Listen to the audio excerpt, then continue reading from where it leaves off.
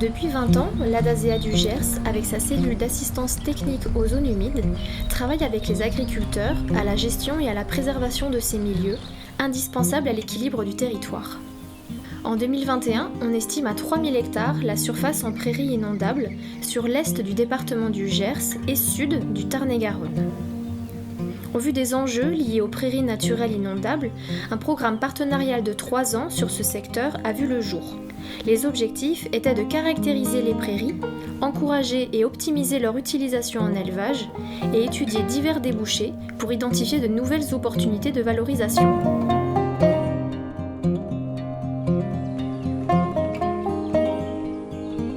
Les prairies naturelles inondables, donc les prairies en bord de cours d'eau, elles remplissent plusieurs rôles. Dans leur rôle de filtre naturel, déjà, elles permettent de protéger la qualité de la ressource en eau. Elles ont un rôle d'écrêteur de crues, de soutien d'étillage, etc. Il y a aussi un rôle de réservoir de biodiversité ou encore de stockage de carbone. Donc c'est vraiment des systèmes qui font partie des solutions fondées sur la nature finalement que l'Agence de l'eau soutient.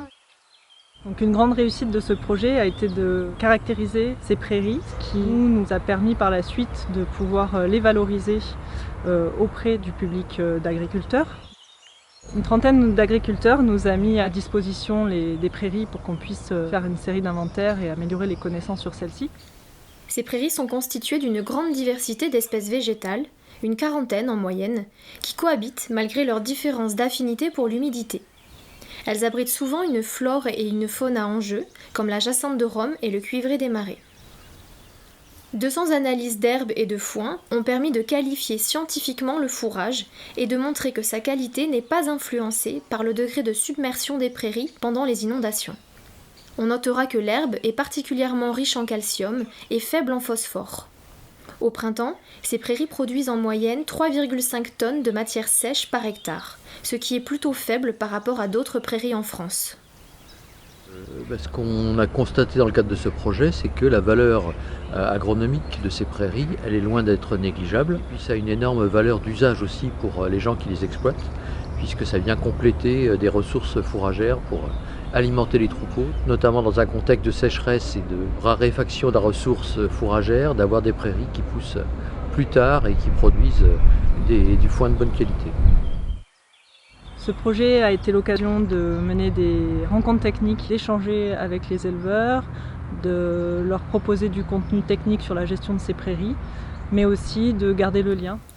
Une enquête a été menée auprès d'une centaine d'agriculteurs afin d'analyser la place que représentent les prairies inondables sur leurs fermes, leur autonomie fourragère, la vente de foin et l'équipement matériel nécessaire à la gestion des prairies.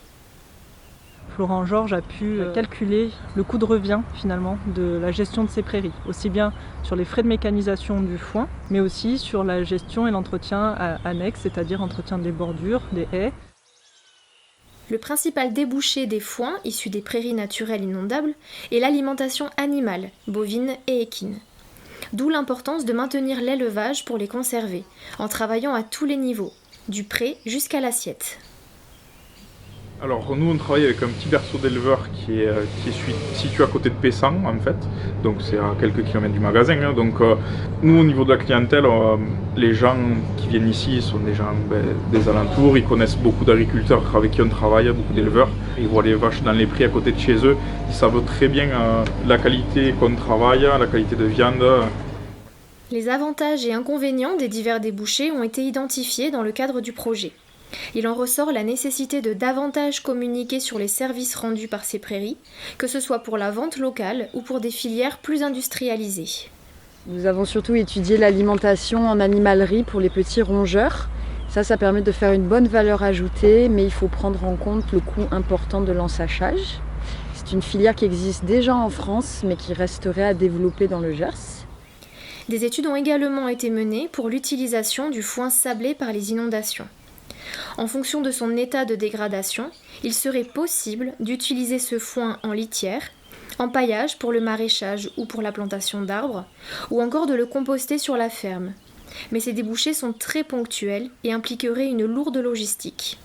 Ce foin terreux n'intéresse pas l'unité de méthanisation, car non adapté au processus, tout comme pour la confection de pellets pour les chaudières. les freins étant liés au coût de transport ainsi qu'à l'irrégularité de la ressource. Nous avons étudié la filière prometteuse, mais encore pas du tout développée, de l'éco-construction, avec l'utilisation de foin pour des enduits ou des plaques d'isolation. Une des pistes qu'il va falloir poursuivre, c'est de monter des partenariats nouveaux, peut-être avec d'autres acteurs du territoire, pour réussir concrètement à mettre en place de nouveaux débouchés. L'Adasea souhaite aussi poursuivre ses partenariats actuels avec les financeurs publics à travers les dispositifs d'aide financière pour les agriculteurs, comme les mesures agro-environnementales ou les paiements pour services environnementaux, car cet argent reste nécessaire à la conservation de ces prairies et des services qu'elles nous rendent.